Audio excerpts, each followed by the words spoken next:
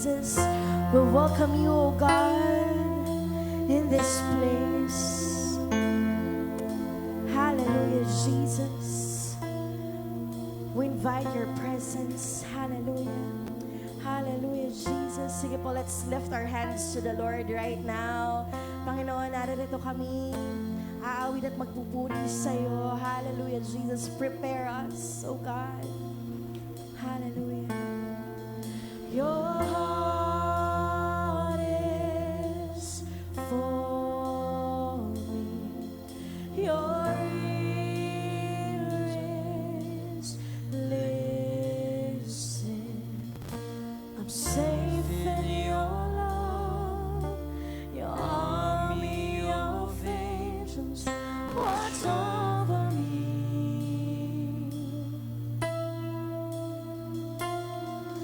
You're always present. You're always with me. For all of my life, your favor has fallen in my covering. Church, let's sing. I have never walked alone. I've never been abandoned. You are my evidence.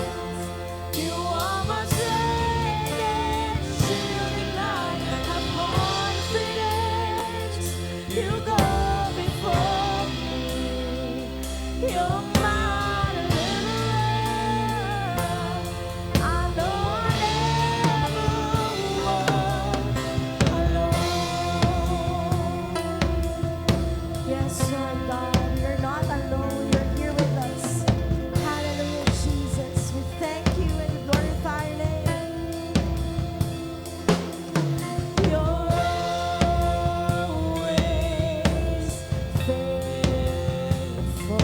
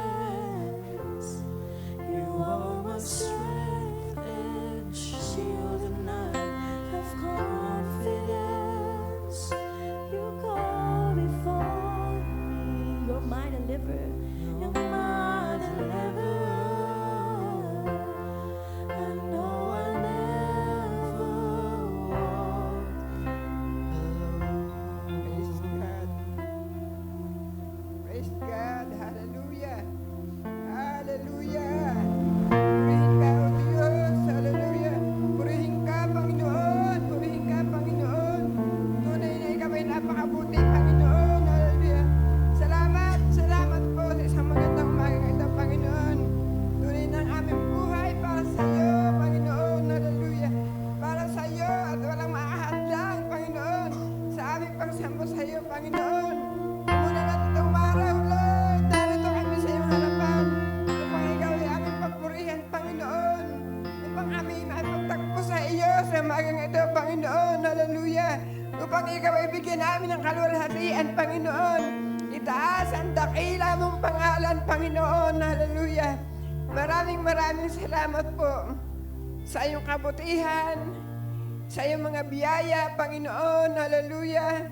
Sa magandang gising namin sa umagang ito, Panginoon. Sa pag-iingat mo sa aming pagpunta rito, Panginoon. Hallelujah. Maraming salamat, Panginoon. Wala kaming may babalik sa iyo, kundi ikaw ay aming sambahin, Panginoon. Sa espiritu at katotohanan, Panginoon. Narito, Panginoon, ang bawat isa sa amin. Ano man ang aming nagawa, naisip, nasalita, na hindi kalugod-lugod sa iyong paningin, Panginoon. Hallelujah. Binababa namin sa iyo ang aming mga puso, Panginoon. Patawarin mo kaming lahat, Panginoon. Hugasan mo kami ng banal mong dugo, Panginoon. Hallelujah.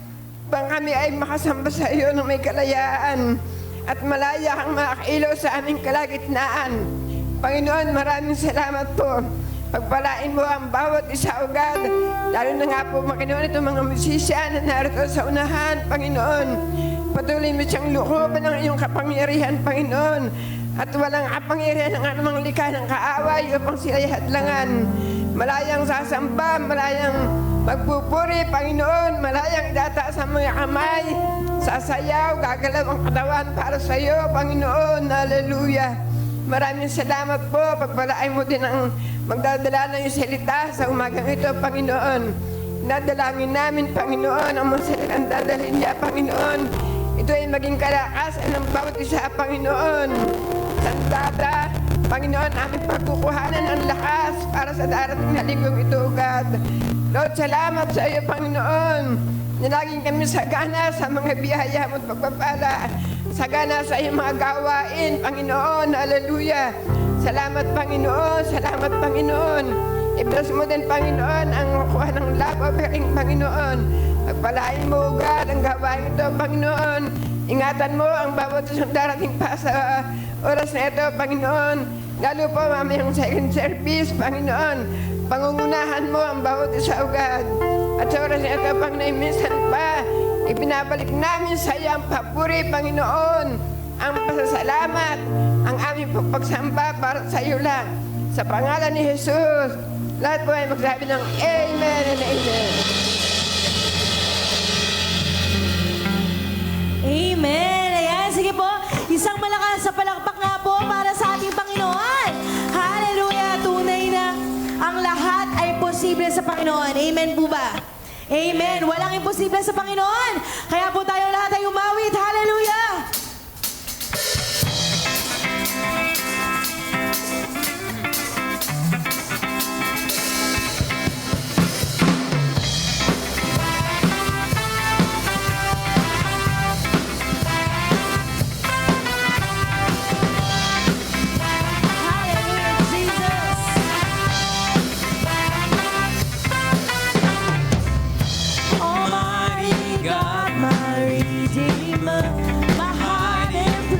My safe refuge, no other name like Jesus. No power can stand against you. My feet are planted on this rock, and I will not be shaken. My hope it comes from you alone. My Lord and my salvation. Your praise is always on my lips. You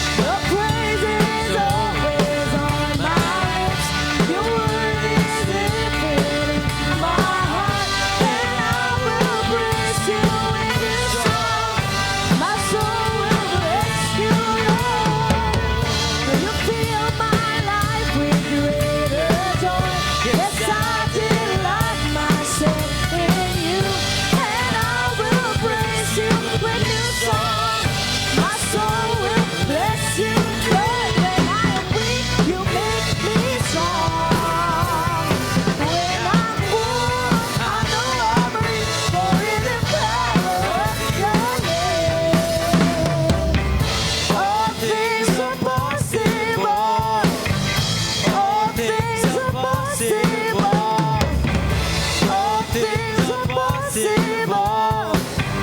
All things are possible. With my life on my lips, your word is living in my heart, and I will praise you. My soul will bless you, Lord. You fill my life with greater joy. Yes, I delight myself in you. My soul will bless you, Lord. When I am weak, you make me strong. When I'm full, I know I'm rich, for in the power of your name. All things are possible. All things are possible. All things are possible. All things are possible. All things are possible. All things are possible. All things are possible. All things are possible. Hallelujah! Sige po, tayo po palakpak sa Panginoon.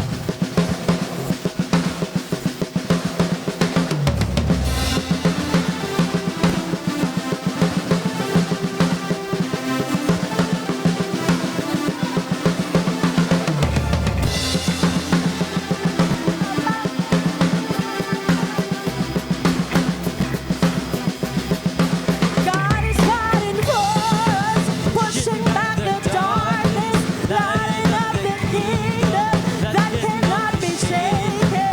In the name of Jesus, enemies defeated, and we will shout it out, shout it out.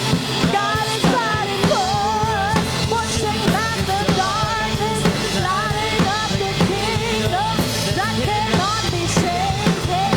In the name of Jesus, and we will shout it out, shout it out. I will live, I will not die, I will declare you are Christ revealed, and I am Him in Jesus' name.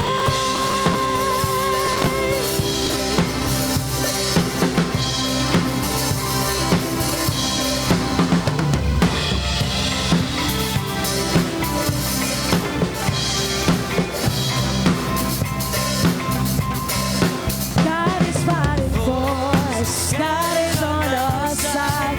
He has overcome. Yes, He has overcome.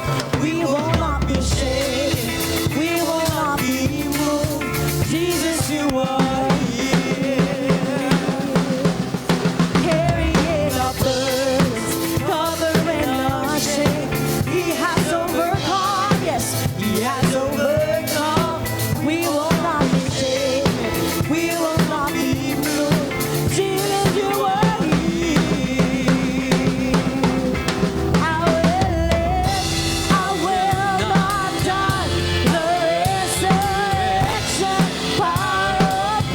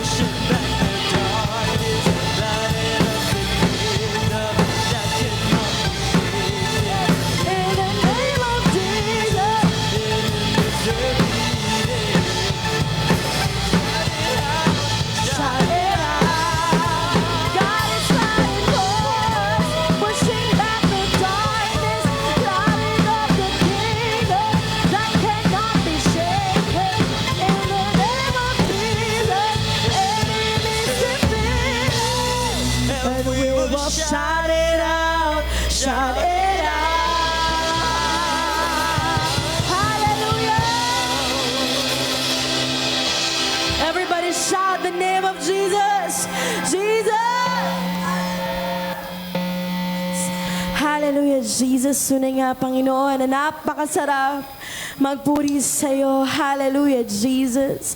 Kaya, Panginoon, ang lahat ng lakas na meron kami, Panginoon, ay iaalay namin sa iyo. Ang lahat ng meron kami, Panginoon, ay iaalay namin sa iyo, Panginoon. Hindi kami tatamarin, Panginoon. Hallelujah, Jesus. Ano man ang aming dinadala, Panginoon, alam namin na ngayon pa lamang panalo na kami.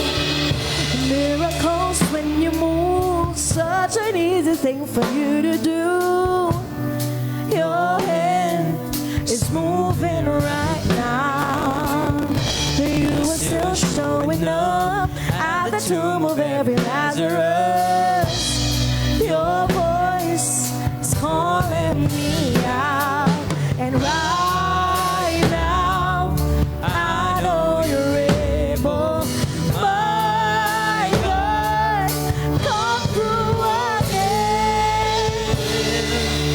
You can do all things. Everybody, you can do all things. 'Cause you never lost a battle. No, you never lost a battle. I know, you never will. You can do all things, oh God. I trust you. Breaking my heart of stone, taking over like a Jericho. New wind is pouring right now. Breaking my heart of stone, taking over like a Jericho. My walls are all crashing down. 'Cause right now I know you're able. My God, come through again. You can do all things. You can do all things. 'Cause you never lost a battle. No, you never lost a battle. I know,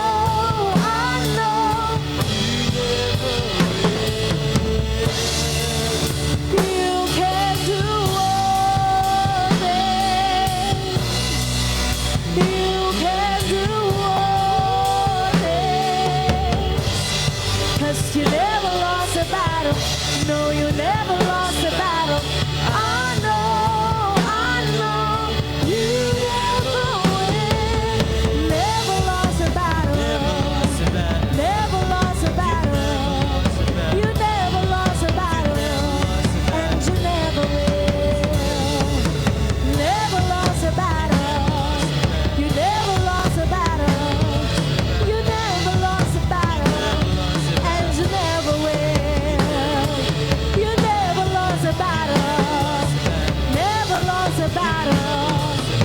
Never lost a battle. And you never will.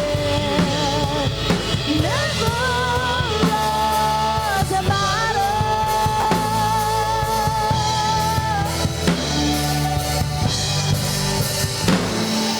You can do all things. You can do all things. 'Cause you never lost a battle. No, you never lost a battle. I know,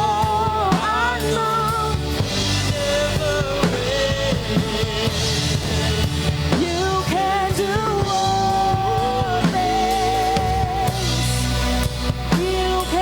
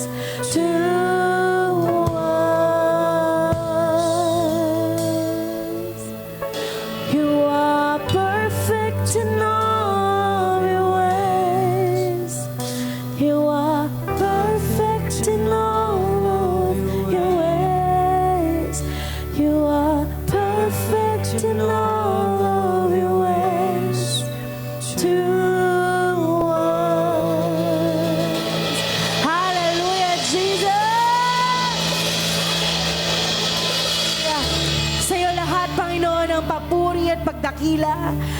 Tanging pagsambay sa iyo lamang. Ang lahat ng pinagbalay sumigaw ng malakas na Hallelujah!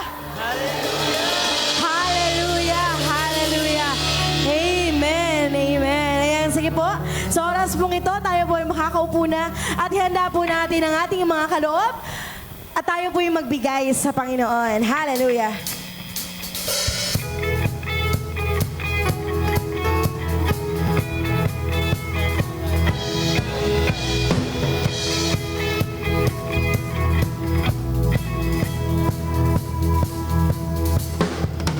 Mercy is falling, it's falling, it's falling. Mercy is falling like a sweet spring rain. Mercy is falling, it's falling all over me. Mercy is falling, it's falling, it's falling. Mercy is falling like a sweet spring rain. Mercy is falling, it's falling all over me. I receive your mercy. I receive your name. I will dance forevermore. I receive your mercy. I receive your name. I will dance forevermore. Mercy is falling, it's falling, it's falling. Mercy is falling like a sweet spring rain. Mercy is falling, it's falling all over me. All over me. All over me. All over me.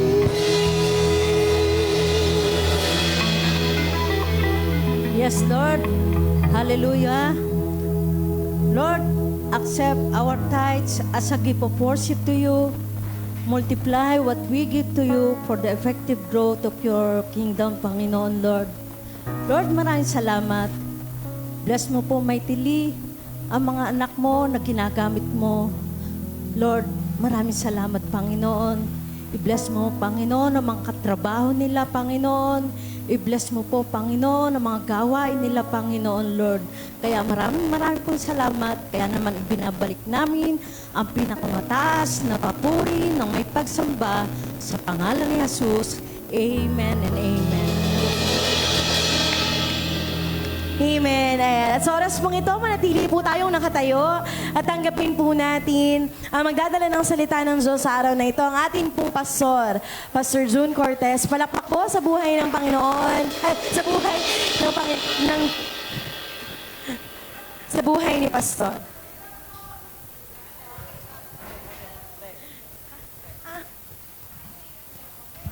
Opo. Naku, pasensya na po. Meron pong presentation ng ating pong Children's Department. Ito po ay dahil today we celebrate ang ating Grandparents' Day. Ayan. Sige po. Sorry po.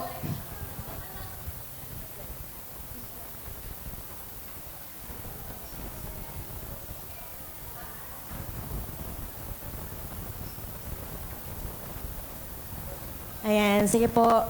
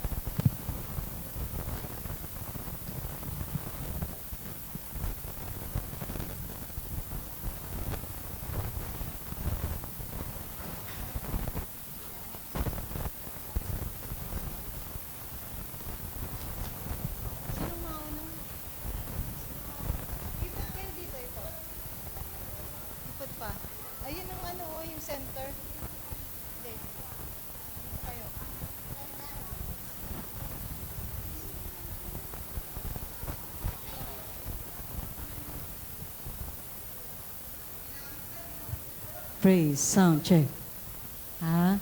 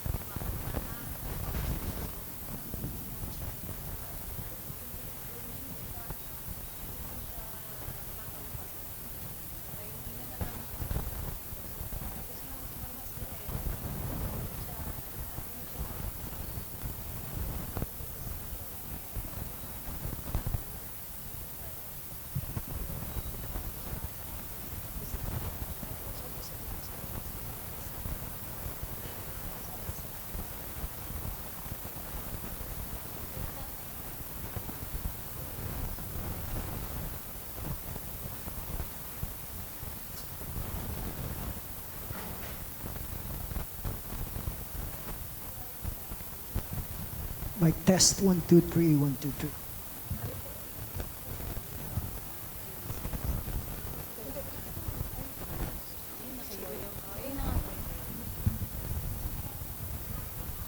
Praise.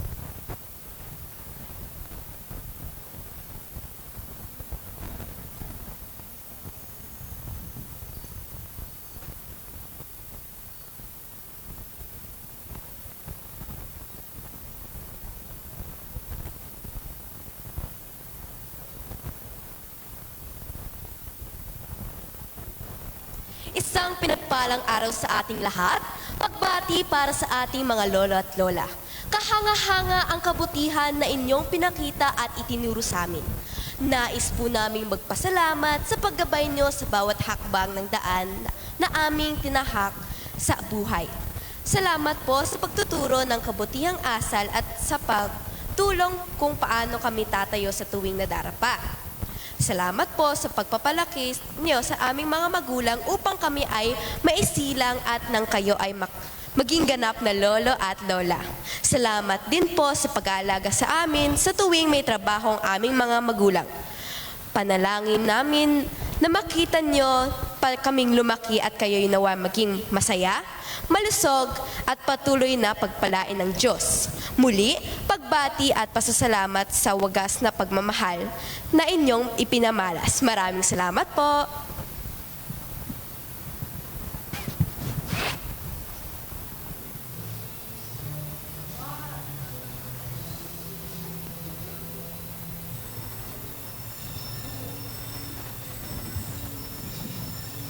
Ang sabi ng mga matatanda, kapag ika'y bungi, huwag kang magtatanim ng mais kahit konti.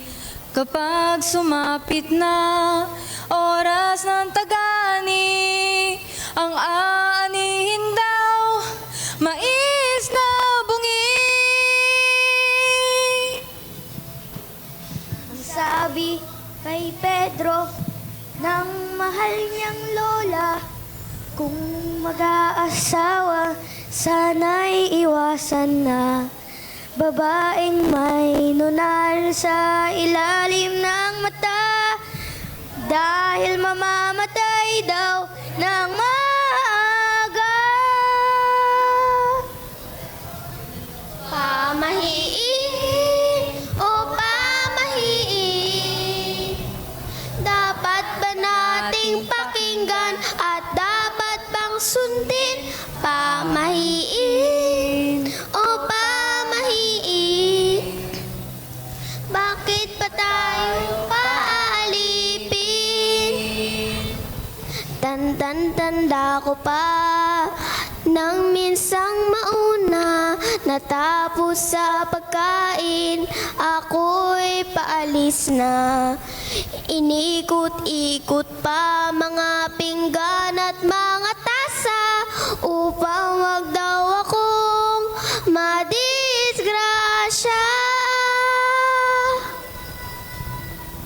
Minsan ako'y nagwawalis alas 7 ng gabi. Ngunit ang bahay namin saksakan ng dumi. Ngunit ako'y pinigil ng mahal kong ate. At ang sabi niya, ibalik ang swerte. Mahiin o ba mahiin? Dapat ba nating pakinggan at dapat bang sundin? Pamahiin o pamahiin? Bakit pa tayo balipin? Sa mura kong isipan, maaga kong nalaman, sari-saring kasabihan na di ko mabilang. Sa puso ko'y naramdaman na tila may kulang at naitanong ko ang katotohanan.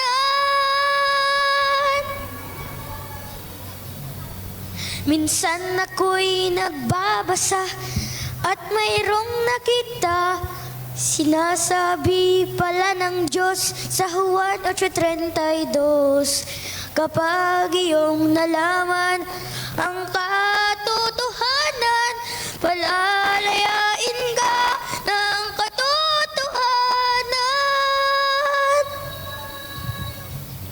Pamahiin o pamahiin? Dapat isip lamang pala, dapat limutin ha. Pamahiin o pamahiin?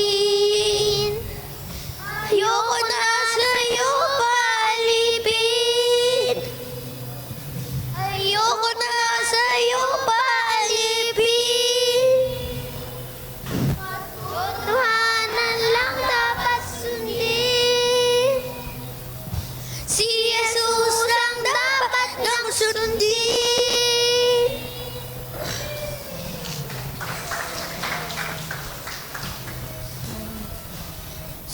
Si Jesus ang dapat nang sundin.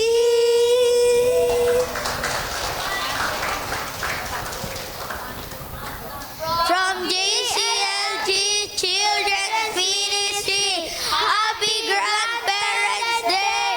Yay!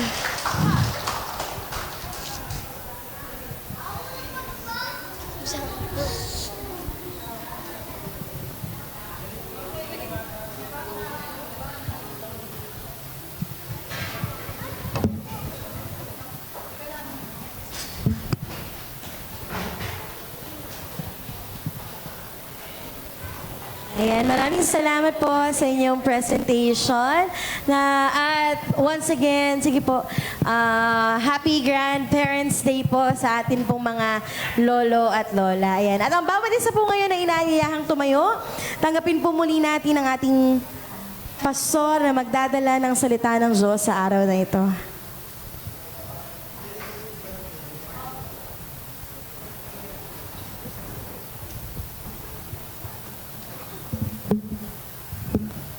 Praise the Lord. Salamat sa magandang presentation ng ating mga maliliit na kapatid. Purihin ang Panginoon. Praise God. Panginoon, maraming po salamat sa napakaganda presentation para sa aming mga grandparents. Salamat po, Panginoon. Kami po ay nagpapasalamat na kami ay nakatatayo sa pamagitan ng biyaya.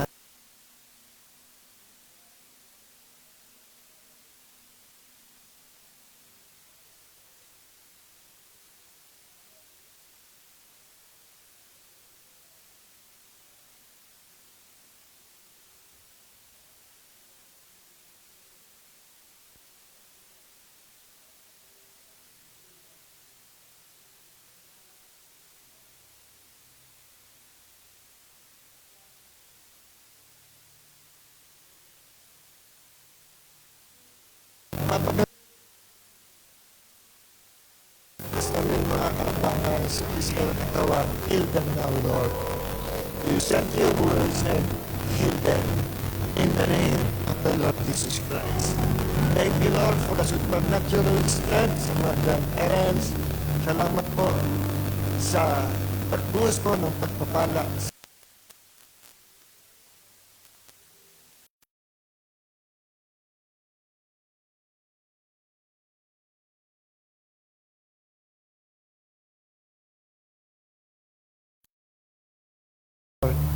Lahat may magsabi na amen. Amen. Sabihin niyo sa inyong katabi, kapatid, sa umagang ito, Sa umagang ito, kitang-kita ko sa iyong mga mata kitang-kita ko sa iyong mga mata na hindi ka pa grandparent. You are anointed. You are blessed to be a blessing. In Jesus' name. Sa kabila naman, sabihin niyo, kapatid, ano man mangyari, mukha ka pa rin artistahin. In Jesus' name. Sa kabila naman, sabihin nyo, kapatid, wala ka pa rin pagbabago. Mukha ka pa rin mayaman. Parang ikaw ang may-ari ng McDonald's sa SM. Palakpakan natin ang Panginoon. Amen. Thank you, Jesus. Nakakaupo na po tayo.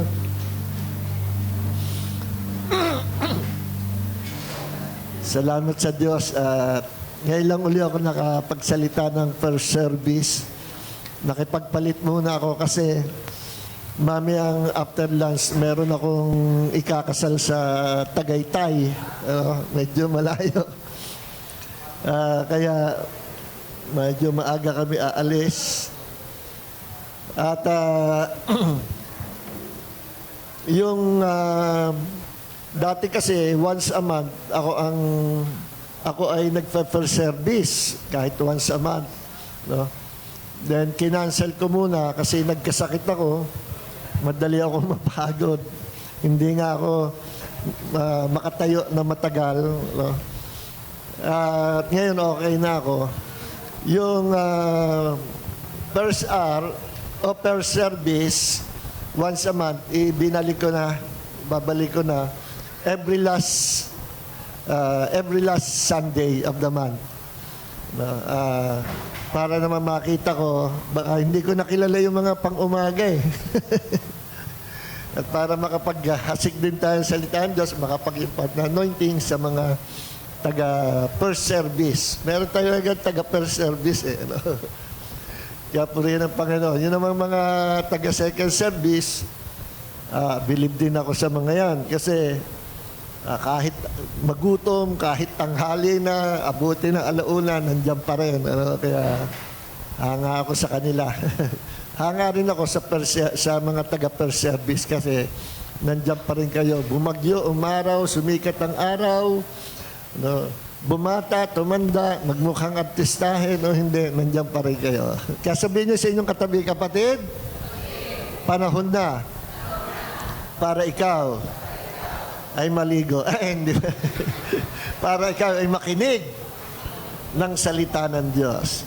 Palakpakan natin ang Panginoon. Thank you, Lord. Salamat po. Binubuksan namin ang iyong banal na salita in the name of Jesus. And Lord, you will fill our hearts, Lord, with the revelation, knowledge of your word, because faith comes by hearing, and hearing by the word of the living God. Maraming po salamat sa umaga nito. We honor, we welcome and honor the Holy Spirit, our teacher. Salamat po, Panginoon, at iatas namin sa aming kalagitnaan ang makapangyarihang pangalan sa langit sa lupa, ang Diyos na nagkataong tao, the Alpha and Omega, the Almighty God, the Creator of heavens and earth, ang Panginoong Hesukristo, ang Hari ng mga hari at Panginoon ng Panginoon. Jesus is Lord, the only Savior of the world. Amen. Palakpakan natin ang Panginoon. Amen. So sa umagang ito, ang title po ng ating sermon ay Poison. Hindi poison. Death in the path. No? Death. Pwede rin. poison in the path. No?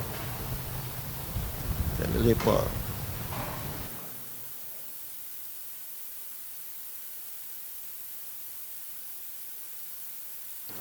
Death in the path. Buksan niyo inyong Biblia sa 2 Corinthians. Sino po sa inyo ang may dalang Bible, magsabi amen. Okay, sa akin, allowed ko yung kahit nasa gadget, kahit hindi libro. May mga pastor ayaw, pagdating ng service, pinapasara lahat ng cellphone at kailangan may dala kayong libro, Bible talaga. No? Pero sa akin, okay lang kahit gadget. Kasi katwiran nila, yung iba ay not-attempt na magbukas ng kung saan, hindi naman Bible. Akala mo nagbabasa ng Bible, nasa Instagram pala. O kaya tinitingnan yung mga nag-like sa kanyang post. Yun ang mahirap, nakakaagaw. Ang gadget ay pwedeng makatulong, pwede rin makasama, pwedeng magamit ng Diyos, pwede rin magamit ni Satanas, pwede magpalakas sa atin, pwede rin makapagpahina sa atin. Kaya be wise sa paggamit ng mga gadgets. Be sure na pag binuksan nyo, first hour in the morning, si Jesus kaagad ang itinatas natin by reading the Word of God na nasa gadget nyo. No? Sino pong may Bible sa gadget? Taas ang kamay. Ako man, yun din ang gamit ko.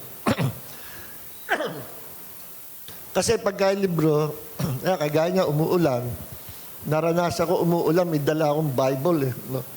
Ang hirap. Pag nabasa ng ulan, wala na, sira na, kukulubot na.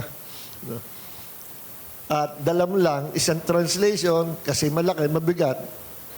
Whereas pagka dala mo ay ito, Bible, na naka-download sa gadget, cellphones, iPad, meron akong translation na nasa 50, almost 50 translations. Tapos, nandoon na rin yung buong mga library ko na mga commentary, mga Greek, Hebrew. No? Anytime, pwede ko i-search. Kahit nasa pulpit ako, pwede ko tingnan kung anong Hebrew word ng salitang faithfulness, Greek word ng love, Greek. Pwede pwede rin ako mag-search immediately sa isang, yung definition ng isang word na kakaiba, no? So, mas malawak, kaya mas prepare ko na ang library ko at ang Bible ay naka-intact sa aking gadget, no? So, purihin ng Panginoon, buksan niyo inyong Bible sa 2 Kings chapter 4 verse 38. Okay. Maganda itong istorya na ito. Patungkol ito kay Propeta Elisha, sa Tagalog, Eliseo. No? Kung ating babalikan, sino si Propeta Elisha, sa Tagalog, Eliseo, siya ay dinisciple ng prophet na nagngangalang Elijah. The prophet of fire. Siya yung nagpapababa ng apoy. Nasusunog yung natutupok, yung sacrifice. Siya yung merong mga matitinding himala. Bago siya umalis, sabi niya kay Elisha na kanyang dinidisciple, tinitrain niya to become a prophet. Sabi niya, malapit na ako ng Panginoon. Pag ako'y umalis, ano ang gusto mo? No? Anong gusto mo? Sabi ni Elisha, ang gusto ko ay double portion of your spirit.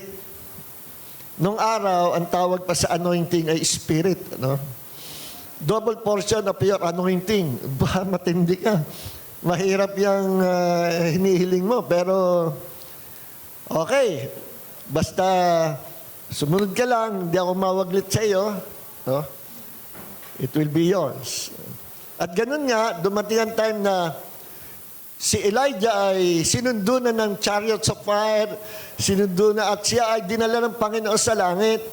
Pero habang siya tumataas, kita-kita siya ni Elijah, inihagis ni Elijah ang kanyang mantle, yung kanyang balabal, na siyang symbol of his anointing.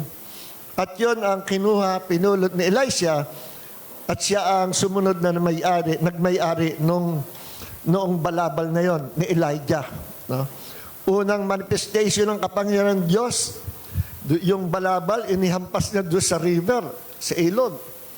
Nahati yung ilog, dumaan siya doon sa ilog. Ano? So makikita natin, talagang nangyari yung kahilingan ni Elisha kay Elijah. No? Iniwan ni Elijah ang kanyang anointing kay Elisha. Lagi naman ganon. Pagpaalis na lingkod ng Diyos, merong papalit. Merong papasahan ng anointing. At itong si Elisha, naging problem, wala siya napasahan ng anointing niya nung siya ay namatay na. Kinuha ang Panginoon. At dahil wala, kasi nga supposedly, dapat si Gehazi.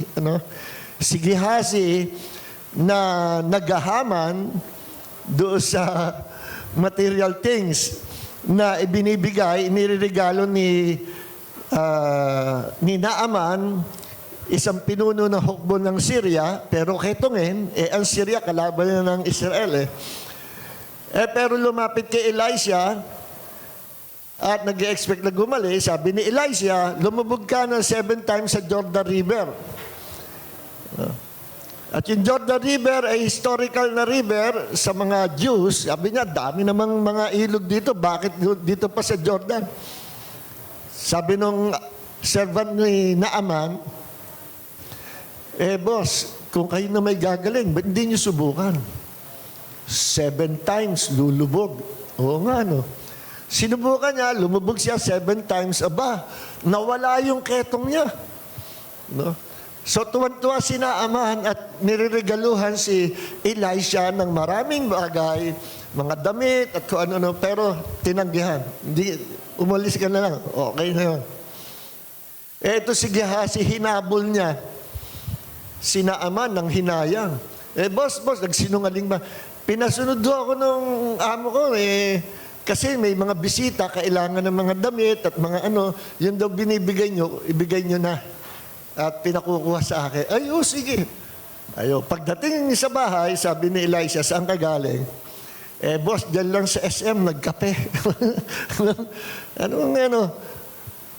Kitang-kita kita. Alam nyo, mga prophet, yung seer na tinatawag, madalas nakakakita kahit wala, nakikita niya in the realm of the spirit yung nangyayari. At sabi ni Elisha, kinurse niya si Gehazi, pamula ngayon, yung ketong ni Naaman, kakabit sa'yo, lipat sa'yo, at sa iyong mga lahi. At yon ang pinakahuling istorya ni Gehazi, hindi na narinig ang kanyang pangalan, namatay siyang ketongin. Dapat siya ang papalit kay Elisha. At sabagat na intact yung anointing, double anointing, kay Elisha, patay na siya, kalansay na, dumaan ng mahabang panahon, nasira na ng panahon ang kanyang libingan, may mga Diyo na maglilibing ng kanilang bangkay, biglang natanawan nila may mga kalaban. Sabi nila, naku, may mga kalaban. Saan natin dadala yung bangkay natin? Tago muna natin. Yung bukas yung libingan. At kanilang ipinasok doon sa libingan, yung bangkay, no napadikit sa kalansay ni Elisha, nabuhay. Nabuhay yung bangkay. Dahil sa anointing na naiwan doon sa kalansay ni Elisha. Hindi na naipasa. Transferable, pwedeng i-impart ang anointing ng Diyos. Kaya ako, iniisip ko na bumalik ng kahit once a month sa per service, hindi lang para makita kayo, makapagsalita, kundi para makapag-impart ng blessing from the Lord, higit sa lahat yung anointing. maipasa natin sa inyo. So praise God. So all glory belongs to Jesus. So ngayon, ito na si Elisha. No? Si Elisha, meron naman siyang dinidisciple na mga prophets. No? Mga estudyante propeta. Nung palang panahon na yon, may school of the prophets na. At kasama niya itong mga kabataan, mga propeta na ito na tinitrain niya to become prophets. Eto na, basahin natin. Ano? So, when Elisha, 2 Kings chapter 4, verse 38 hanggang 41, when Elisha returned to Gilgal, there was a famine in the land, and the sons of the prophets were sitting in front of him. He said to his servant, take note, sitting in front of him. Nakaupo yung mga estudyante propeta kay kasama si Elisha. Ano? Take note doon sa sinabi niyo, babalikan natin. Elisha said to his servant, put on the large pot and boil stew for the sons of the prophets. Sinabi ni Elisha doon sa kanyang servant, isa rin sa mga tinitrain niya, na kumuha kang malaking palyok at maglaga ka ng kakainin natin. I-serve mo sa mga propeta na ito, sa mga student prophets na ito. Verse 39. Then one went out into the field to gather mallow and found a wild vine and gathered from it his lap full of wild gourds. And he came and sliced them into the pot of stew because they didn't know what they were. Ito yung isa, pumunta doon sa mga lugar na maraming puno at nanguha ng mga wild vine, hindi nila kilala yon. Itong panahon na ito, kagutom kailangan ma-produce yung pagkain. Kaya kahit na lang tiningnan, mukhang okay ito. No? Mukhang okay itong bunga na ito. Sabi ng ibang commentators, yung bunga na yon na kinuha doon sa wild vine, yung wild gourds na yon, may kahawig yon na kinakain nila nung araw. Kaya lang, this time, itong nakuha na ito ay wild gourds. May poison. So, hindi lahat na makukuha mo, pwedeng kainin. So, hindi nila alam, hindi nila kilala, yung ano yun, hiniwa agad, inilagay sa palyok, inilaga para kainin. Verse 40, as they poured it out for the men to eat, but as they were eating the stew, they cried out and said, you man of God, there is death in the pot. And they were unable to eat. May kamatayan. Nakakamatay itong nilagang kakainin natin.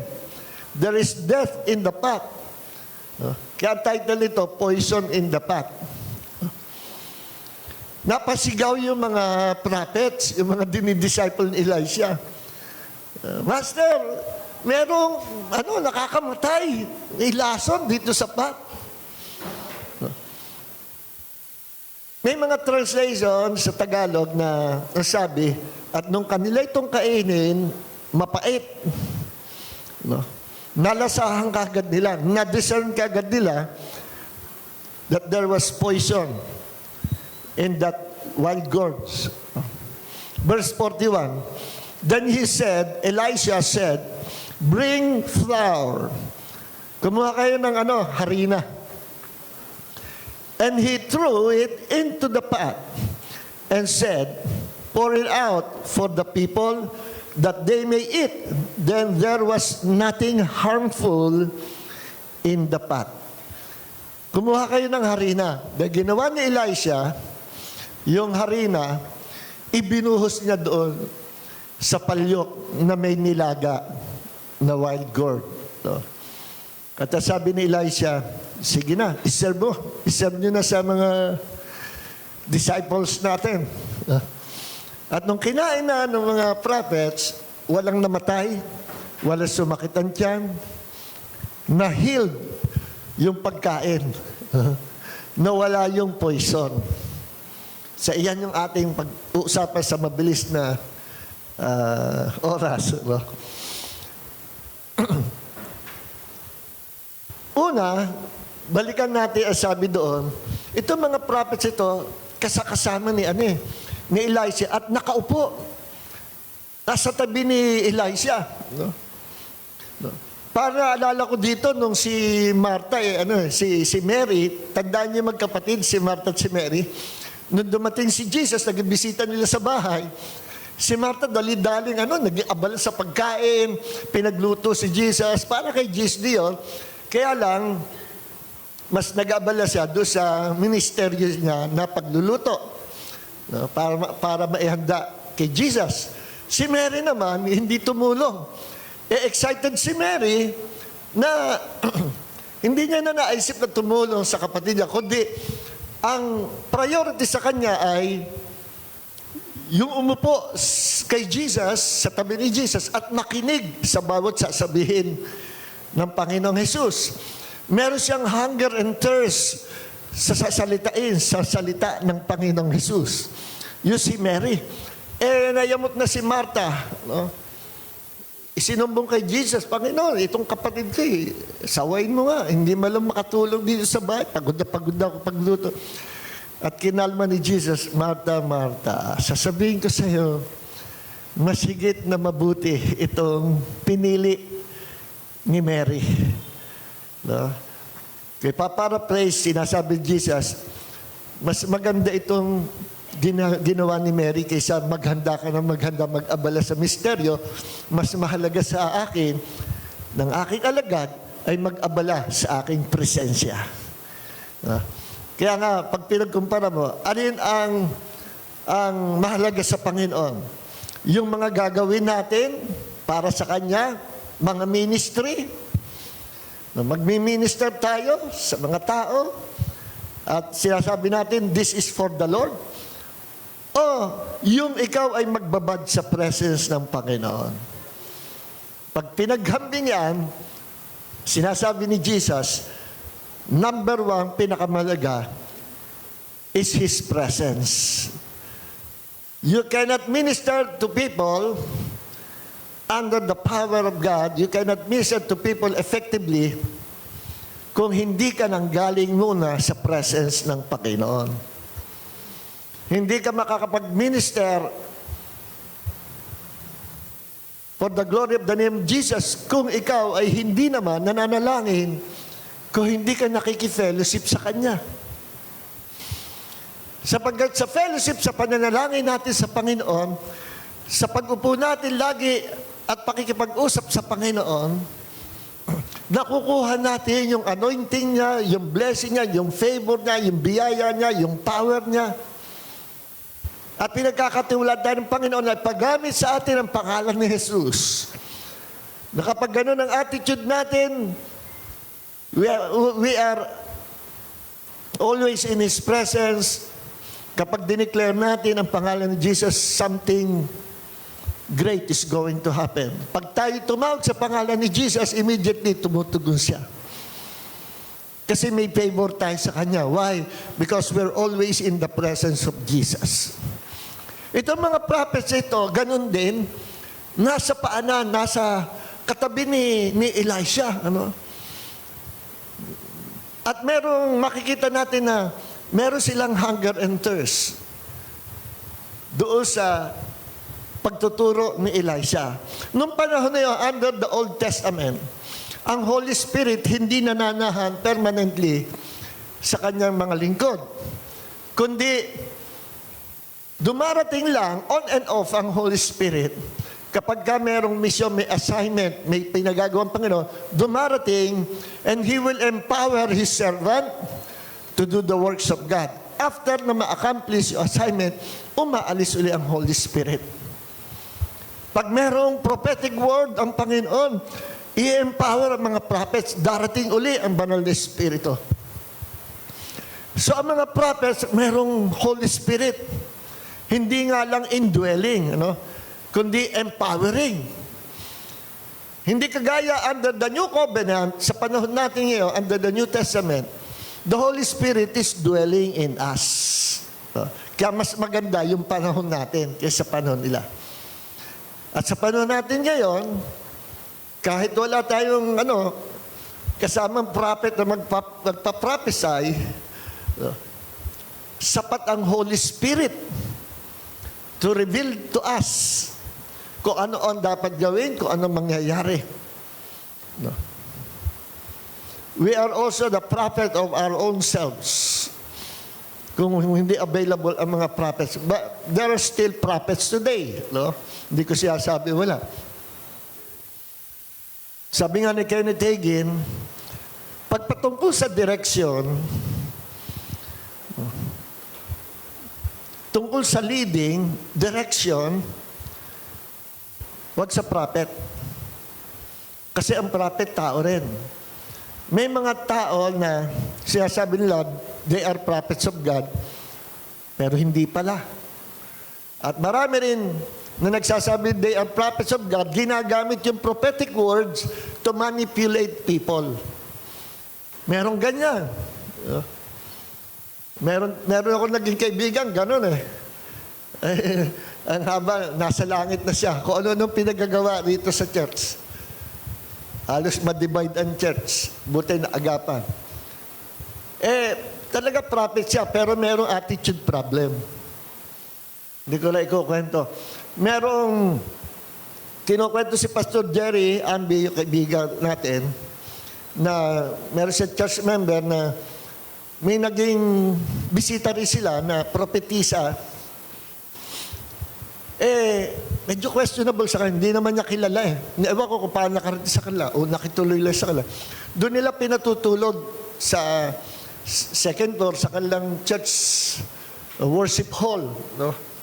Nakita nung caretaker sa gabi, walang damit, walang saplot na damit sa itaas.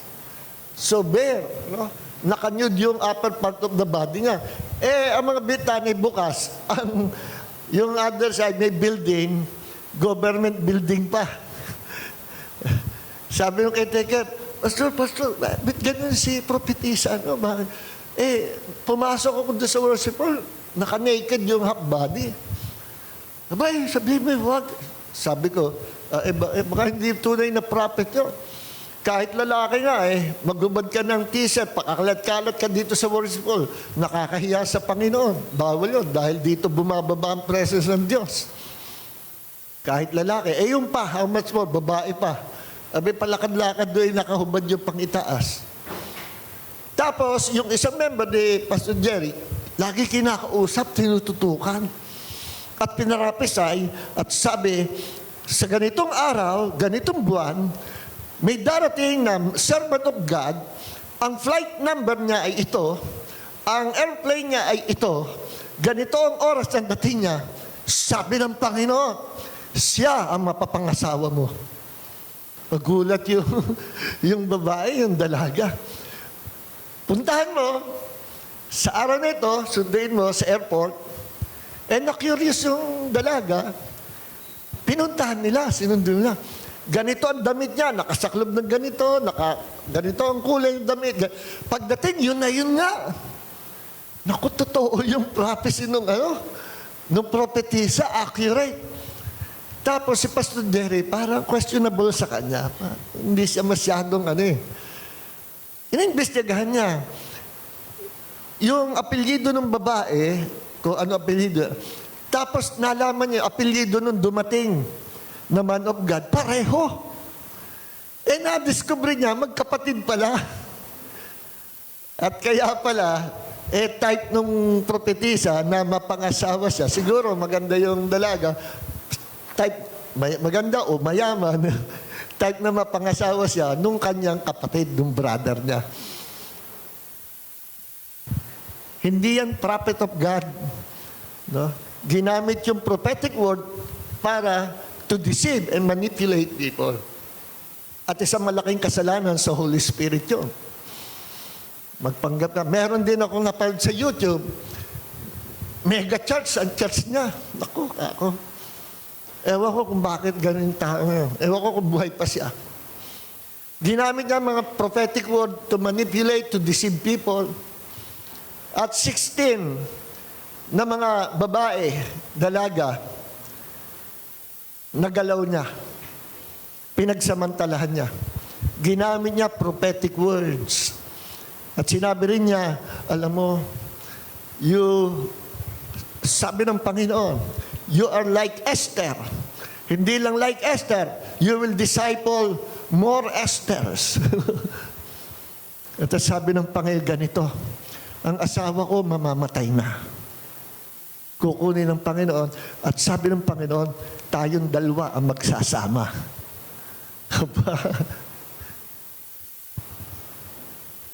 At napagsamantalan yung bahay. Nahuli yun. 16 yata. Paano daw yung mga hindi nagsumbo? Sabi ko, grabe, ahente ito ni Satanas. Hindi ito servant of God. Kaya ba, ang kanyang laging pinipreach, the life of David, nung si David ay nagkasala, pinatawad ng Diyos, eh pala merong ganun siyang ano. So ingat, ingat sa mga susundan. Ingat din sa mga teachings. They are poison. So nung itong mga prophets ito, si Prophet Elisha, nire-represent niya ang Holy Spirit nung time na yon. Kasi wala namang Holy Spirit yung iba. Siya lang. No? Siya lang. At kung siya nandoon, nire-represent niya ang presence of God. Kaya kasama may power siya because of the presence of God na nasa kanya. At itong mga prophets ito, nakikinig. Meron silang hunger and thirst na nakikinig kay Prophet Elisha kasi sabi nakaupo sa harapan ni Prophet Elisha. Kahit saan pumunta si Elisha, sinusundan nila. Talagang disciple sila. At dahil doon, babad sila sa presence ni Elisha, babad sila sa salita ni Elisha, meron silang, naging sensitive sila. No? Meron silang discernment of the Spirit. Kaya nung kakainin na nila yung nilaga na may lason, immediately na-discern nila, nalasahan nila, at na-discern nila na mayroong death in the pot. At nagsisigaw sila, Master, may lason, may lason to. Wala naman sinabing sumakit ang tiyan o namatay. Ibig sabihin, na-discern nila. Kaya pagka meron kang spiritual discernment, dahil babad ka sa presence ng Panginoon, matidiscern mo kung ano yung tama at mali. No? Kasi merong mga mananampalataya, hindi niya ma-discern kung ano yung right and wrong, good or bad. Meron.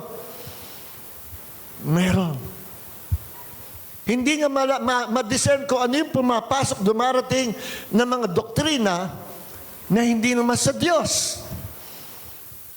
At maraming mga matagal ng mga mangangaral na wala yung discernment. Hindi niya alam, poison na yung nakakapasok sa kanya.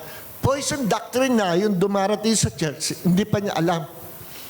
Ang isang example dyan, yung example ko sa inyo, kamakailan, almost 50 years na raw siya sa radio ministry. Well-known talaga siya. No? Buti bumalik na siya ngayon sa TikTok. Sabi ko, sana wag na siyang magtatouch sa doctrine. Tama na yung maging encourager siya at Christian living. Nagpapayo. Maganda naman ang mga magaling siyang counselor. Magaling magsalita. Kaya lang, pag pumasok siya sa doctrine, nag-iiba. At kaya nga, in-introduce niya yung si Yahweh. Hindi yun ang tunay na Diyos. He is darkness at si Jesus ang light.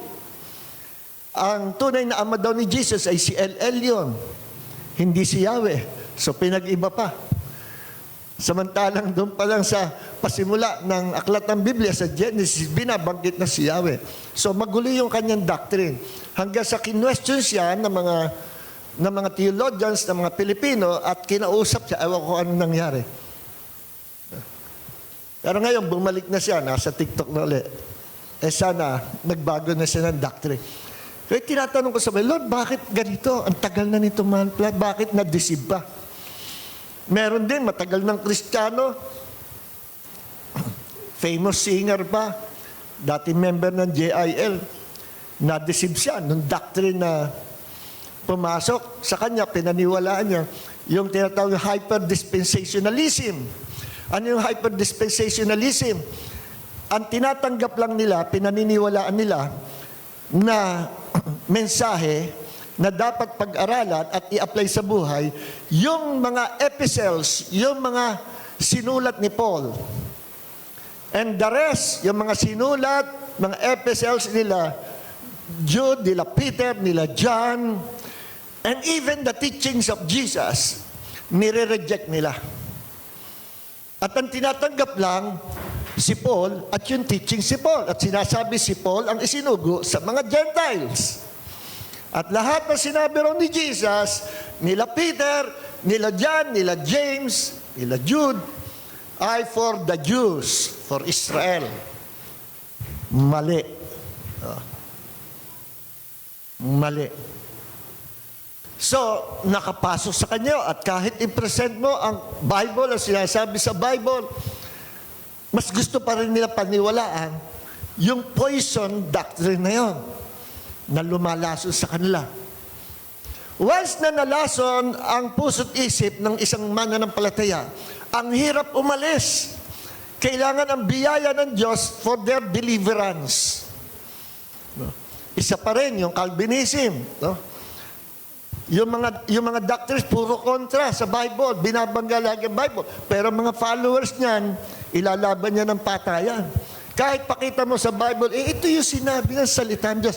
Mas gugustuhin nila yung poison doctrine na tinuro sa kanila. At sa doctrine nila, ang Diyos hindi umiibig sa lahat ng tao. Ang inibig lang ng Diyos, yung few selected people na pinili ng Diyos mula pa ng itatag itatag ang pundasyon ng mundo. Even before the foundation of the world. Inibig na ng Diyos. Yung mga pinili niyang ibigin. And who are those people? Ginamit nila yung sinabi sa Bible, the chosen or the elect. Ang elect, ang chosen people of God is the body of Christ. Walang pinili ang Diyos na individual. Pag ikaw ay sumampalataya kay Jesus, makakasama ka sa tinatawag na elect. And that elect is the body of Christ, the church. Walang individual election, laging corporate. Ang Israel, tinawag ding elect. Corporate ang Israel. Ang mga angels, tinawag ding elect o chosen. Corporate din, pangkalahatan. Walang individual election. Hindi namimili ang Diyos. Sa Diyos, lahat welcome. And that is the God of the Bible. Pero sa kanila, John 3:64, God so loved the world, yung world, yun daw lang yung elect. Mali. At si Jesus, sa kanila, hindi namatay para sa lahat ng makasalanan. Namatay lang sa elect. At sa kanila, another poison doctrine, mas nauna na ikaw ay ma-born again, bago ka pa nanampalataya, na-born again ka na. Weird talaga. Kasi, napili ka ng Diyos, before you believe, you are already regenerated. Born again ka na. Ang tindi.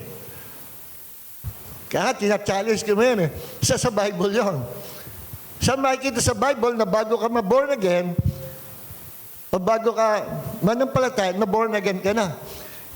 Ang kailangan para ma-born again, manampalataya kay Jesus. Paano nangyari yun? Ang dami scriptures Bago manampalataya, bago daw makarinig kayo ng Word of God, o matanim ang seed, the Word of God, na born again ka na. Sabi ko, kumukontra sa salita ng Diyos, 1 Peter chapter 1, verse 23. Sabi, being born again, not by corruptible seed, but by incorruptible seed, by the Word of God. Sabi ni Apostle Peter, na born again tayo, hindi sa pamagitan ng binhi na nasisira, kundi ang binhi na walang kasiraan sa pamagitan ng salita ng Diyos. Na born again tayo through the Word of God. Ito mga ito, siya sabi, bago ka pa makarinig ng salita ng Diyos, bago ka pa manampalataya, na-born again ka na. Paano lang nangyayari na born again? Hindi ka nakarinig ng gospel, na born again ka. Makikita nyo yung katusuhan, lantaran, na panluloko. Kaya ako, galit na galit ako dyan sa sa mahal ko lahat ng Calvinist. Marami ako kaibigan Calvinist. But I reject and I rebuke the spirit of Calvinism. No? Lantaran panluloko. Blasphemy pa. Jesus did not die for the whole world. Mapahiya ka. Namatay si Jesus. Binus niya kanyang dugo for the whole world. Para sa lahat ng makasalanan sa mundo. Sabi nila, kung si Jesus namatay para sa lahat ng tao, bakit hindi lahat ligtas? Basahin mo nga John 3:16. Ano sabi niya? Whoever believes will not perish, but have everlasting life. At tanong, lahat ba ng tao sa mundo nanampalataya? Hindi. So yun lang nanampalataya ang maliligtas. Kahit binayaran ni Jesus ang kasalanan ng buong mundo, yung lalapit at sasampalataya, maliligtas. Kaya nga nag-i-invite si Jesus, come to me all of you who are tired and heavy laden, and I will give you rest. Nag-i-invite ang Panginoon. Sa Book of Revelation, nag-i-invite ang Holy Spirit kasama ng Bride of Christ, the church. Halika kayo, kumuha kayo ng tubig ng buhay. Lapit kayo kay Jesus and be saved. Nag-i-invite. Kaya tayo nag-i-evangelize, nangihikayat, para introduce, ipakilala si Jesus at palapitin ang mga tao kay Jesus at manampalataya at maligtas. Kaya sabi ko nga, pambihira ito mga poison doctrine na ito. At dapat isigaw natin, expose natin ang mga poison gospel na yan. Meron naman mga grupo ng messianic, messianic, ang tawag dito. Nakalimutan ko anong group sila. Mga Messianic Jews, kung tawagin. Naalala ko yung isang rock singer na Pilipino. Yun ang relihiyon niya. Kaya ako nalaman ganun ang kanyang paniwala. Si Junjun, yung anak kong panganay, nakasama niya. At niyayaya siya. Sinama siya sa bahay. Pagdating sa bahay, sabi, Daddy, yan pala si ang suot niya, Jeprox, pero pag sa loob, meron niyang cup na itim, meron niyang garment sa loob na itim din. Kasi nga, sila ay Messianic Jews. Kung anong klaseng, maraming klase ka rin yan eh. Merong Hebrew Root Movement, merong Messianic Jews na born again Christian, meron namang, hindi balance ang doctrine na sinasabi na si Jesus hindi yan yung Messiah. Ang Messiah si Yeshua. Magulo rin yan. Pinasok nga yung Sapa outreach natin noon eh. Sabi ko, may mga kasama pa. Invasion. Sabi ko, darating ako doon at magtuturo ako. Nag-iisa nung dumating. Hindi sinama yung mga disciple niya.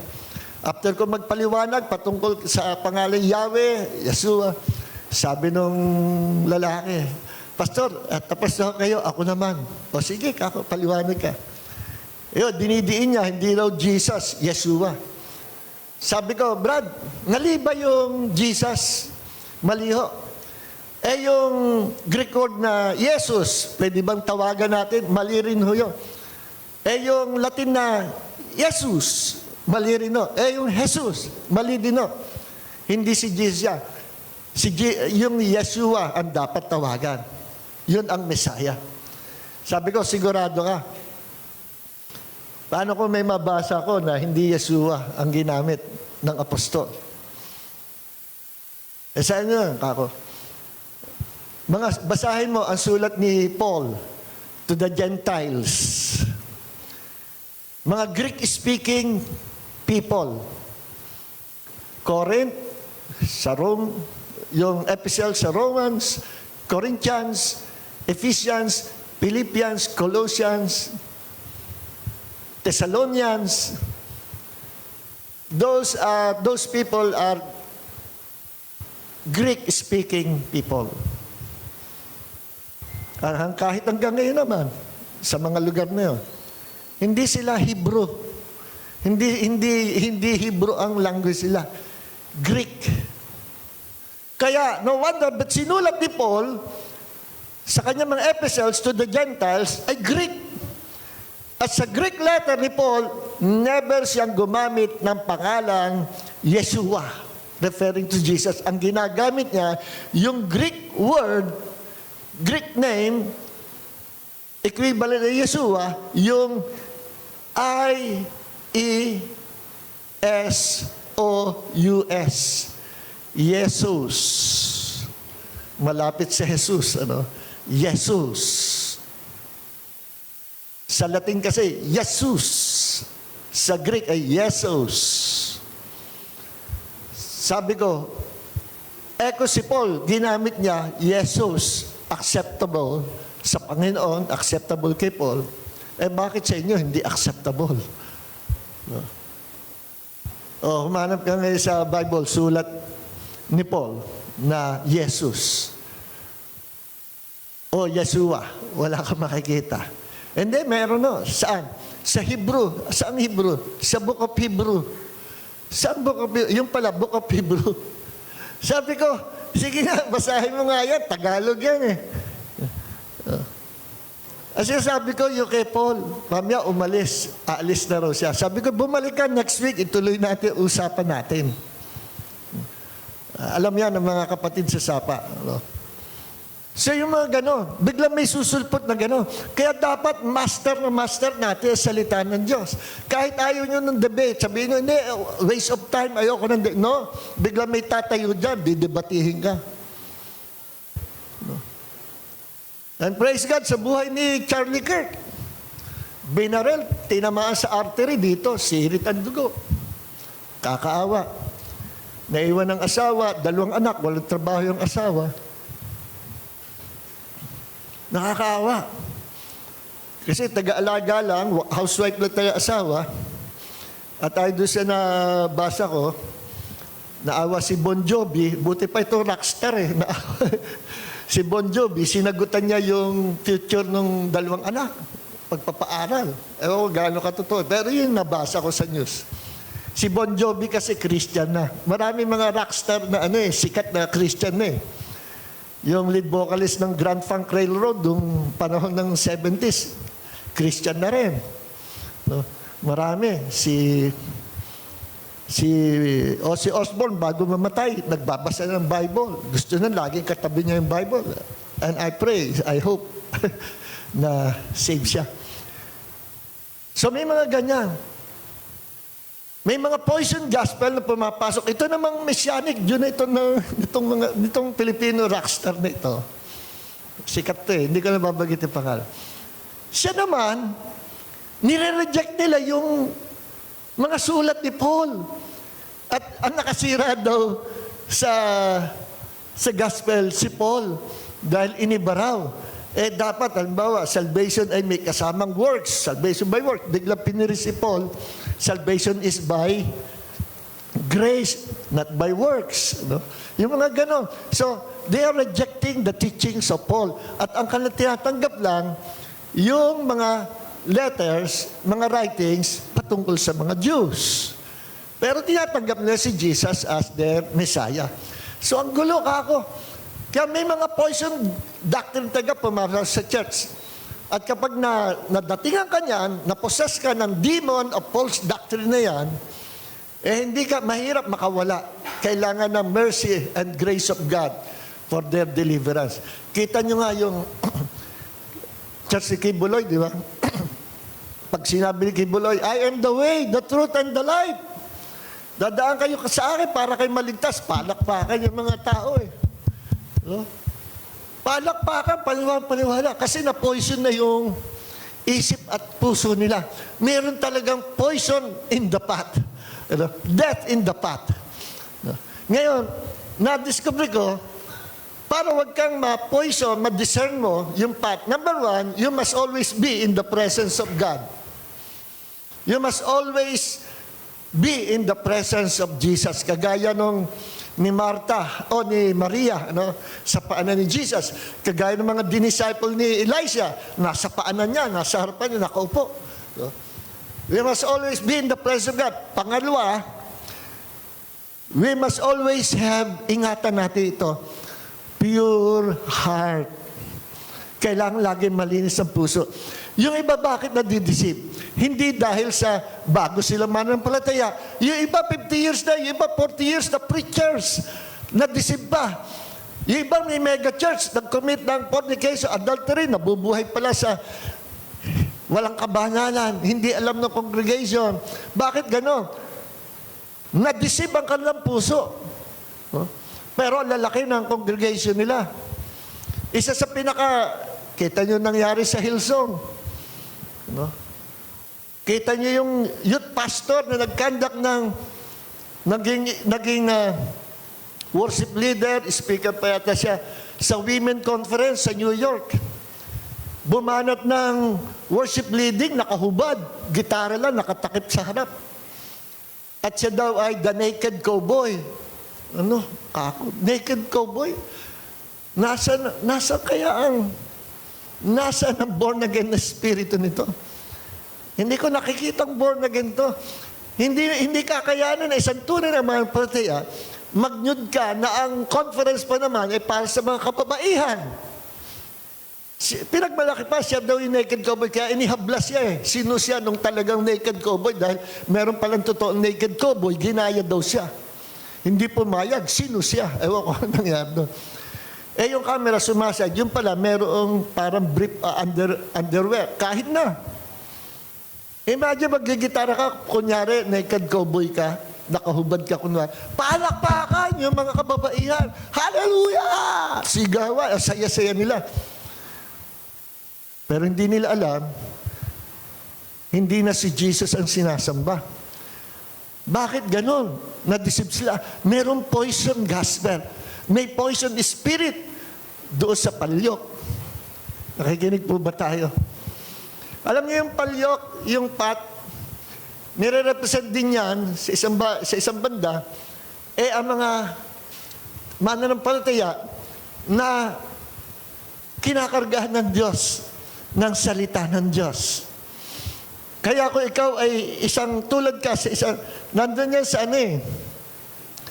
sinabi ng Panginoon,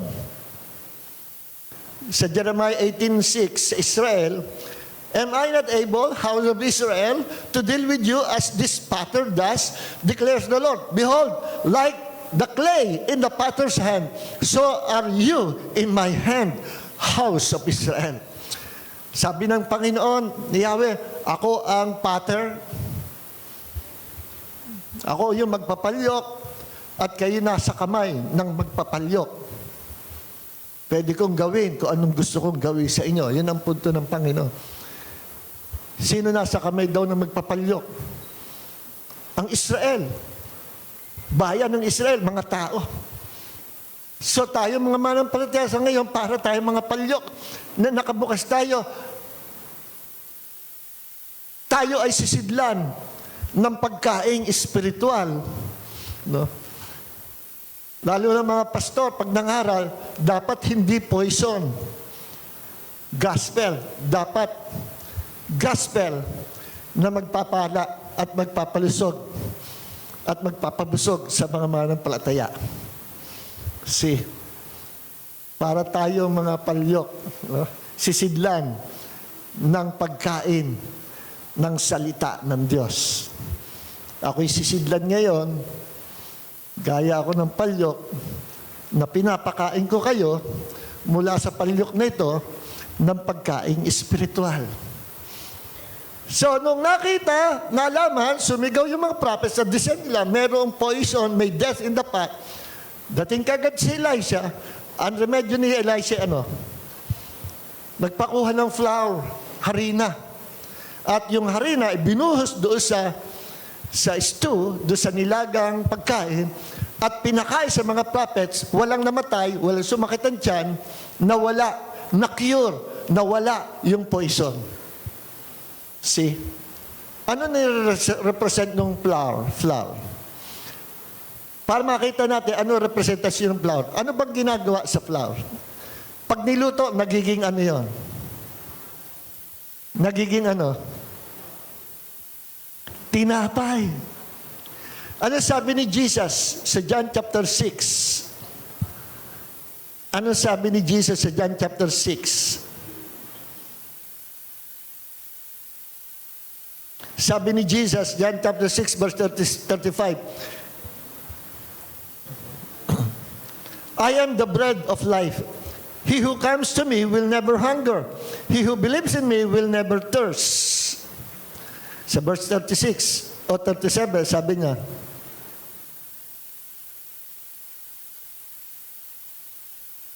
ay nawala.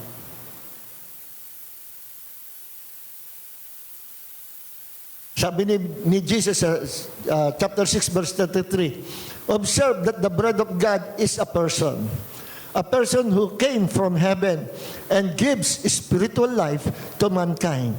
No? Ang tinapay ay yung tao na bumababa galing sa langit. Sa verse 33. Pagdating sa verse 35, sabi, ni-reveal ni Jesus na siya yung bread of life. I am the bread of life. He who comes to me will never hunger, and he who believes in me will never thirst. Si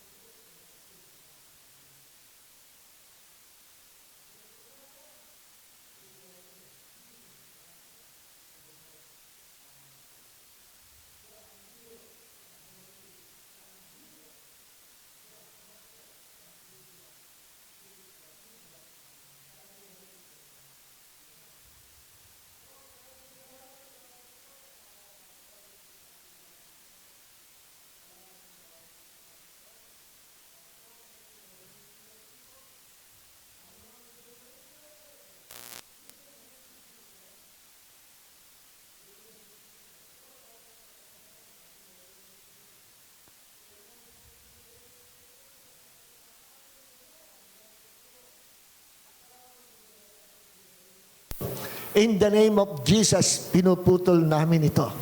Sabay-sabay tayo, lift your hands to Jesus. Panginoong Jesus, sabihin natin, Panginoong Jesus, pinuputol namin ang lahat ng generational curses sa aming kanununuan. Simula sa araw na ito, wala na kami sa ilalim ng generational curses. Wala na kami sa ilalim ng hereditary sickness and disease. Wala na kami sa ilalim ng kahirapan ng buhay. Because of Jesus, pinutol mo, Panginoon, ang lahat ng sumpa sa aming pamilya. From curses into blessings. From sickness and disease into healing and health. From death to life. From poverty to prosperity. From defeat to success. Marami po salamat, Panginoon. And all glory belongs to the Lord Jesus Christ, now and forever. And may the grace of Jesus and the love of the Father and the fellowship of the Holy Spirit be with you all in Jesus' name. God bless you all. Amen. Hallelujah. Amen. This is my desire to honor you, Lord, with all my heart. I worship you. All I have within me to give you praise.